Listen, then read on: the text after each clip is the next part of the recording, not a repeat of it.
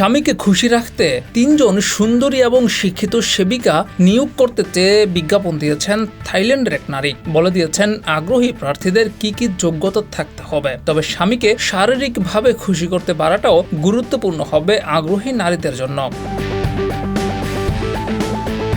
College diploma করা আছে এমন তরুণী অবিবাহিত মেয়েদের ভিডিওতে সাড়া দেওয়ার আহ্বান জানিয়েছেন তিনি। ওই নারী বলেছেন তার স্বামীর সেবায় নিয়োজিত তরুণীদের ৩৪২ পাউন্ড, যা বাংলাদেশি টাকায় ৩৯,৩২৫ টাকা মাসিক বেতন দেওয়া হবে।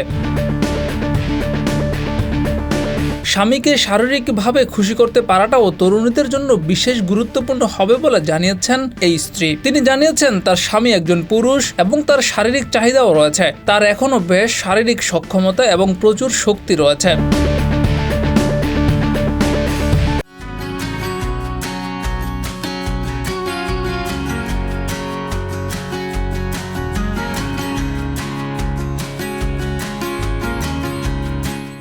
থাইল্যান্ডের উপকূলীয় প্রদেশ সামুদ প্রাকানে এই দম্পতির পারিবারিক ব্যবসা রয়েছে। পাথিমা চ্যানম্যান নামে ওই নারী বলেছেন তিনি দীর্ঘদিন ধরে মানসিক অবসাদে ভুগছেন।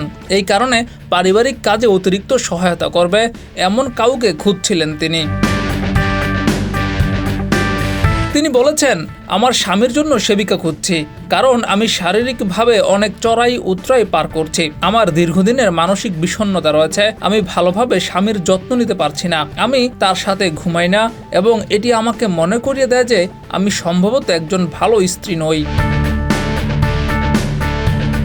এদিকে স্ত্রীর এমন বিজ্ঞাপন দেখে অবাক হয়েছেন তার স্বামী পাত্তাগর্ন। বলেছেন আমি কখনোই কোনো সেবিকা পেতে চাইনি, কিন্তু আমার স্ত্রী যেহেতু প্রস্তাব দিয়েছে আমি প্রত্যাখ্যান করব না। ডেস্ক রিপোর্ট, যুগের চিন্তা।